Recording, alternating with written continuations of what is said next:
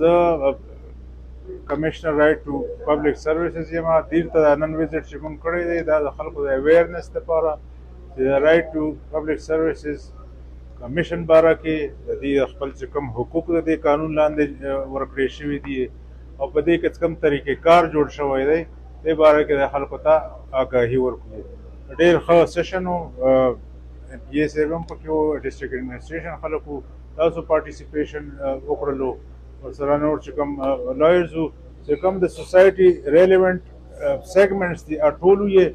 او زه امید لرم چې دا اویرنس سیشن به صرف دې پورې محدود نه وي، دا به د خلکو ته هم ستاسو په ذریعه بدني میډیا په ذریعه باندې او چې کوم لوکل مشران راغلي دي په ذریعه باندې نور هم آګاهي ورکېږي. یو ډېر ښه قانون جوړ شوی دی په 2014 کې د خلکو د فایدې او خلکو ته سهولت په صحیح طریقه باندې په ټایم باندې ورسول. دې طریقې کار هم ورکړی چې که چاته حق په هغه ټایم کې نه میلاویږي هغه هم ورته مونږ ایکسپلین کړلو. نو دا شیونه چې کوم دي که نه دا زموږ وزټ هم د دې یو سلسله چې خلک اویر شي او خلکو ته ټول د دې قانون باره کې پته ولګي.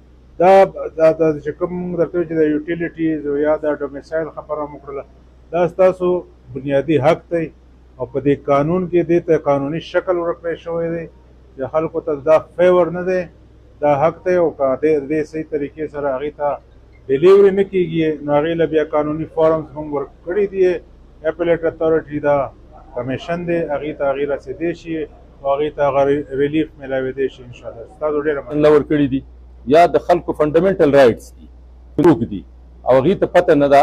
لکه یو سړي ته د مثال په وخت نه میلاویږي، د چا اف آی آر په وخت باندې نه درج کېږي، یا هغه حق چې هغه د پاکستان قانون عین موږ له راکړی دی او ادارو په هغه حق په ورکولو کې ډیلینګ پریکټسز کوي، نو هغې یو پروسیجر شته دی. په هغه پروسیجر کې که فرض که اف آی آر نه درج کېږي نو چېرته به خبره کې ته ډي پي او ته لاړ شي، که ډي پي او درته اف آی آر نه درج کوي نو د ضلعې په لیول باندې د کمیشن یو نماینده د ډي ایم او صاحب په شکل کې دلته ناست دي. د ټولو خلکو ته هغلته تله پکار دي چې هغه خپل د حق تپوس هلته وکړي په ریټن فارم کې او په آنلاین باندې هم دوی خپل کمپلینټ درج کولی شي. لہذا دا قسم پروګرامونه زه ډي ایم او صاحب ته او کمیشنر صاحب ته به دا درخواست کوم چې نن کوم پروګرام وشو تاسو بنیادي افتتاح وکړل ضلعې په لیول یو پروګرام و او چې د تحصیل په لیول هم دغه شانې پروګرامونه وشي چې خلک د خپل حق نه خبر کړی شي. نو زه د کمیشنر صاحب بیا یو ځل شکریه ادا کوم، د ډسټرکټ ایډمنسټریشن شکریه ادا کوم، د میډیا ملګرو ته دا درخواست کوم چې تاسو د خلکو اواز یې، تاسو د خلکو چې کوم تکالیف وي په سوشل میډیا باندې، په پرنټ میډیا باندې، په الکترونیک میډیا باندې تاسو د خلکو اواز یې ومرلم کړی دی. دا خبره د خلکو غوږ ته ورسوو چې رقم ځای کې تاسو ته تکلیف وي دلته یوه اداره شته چې هغه به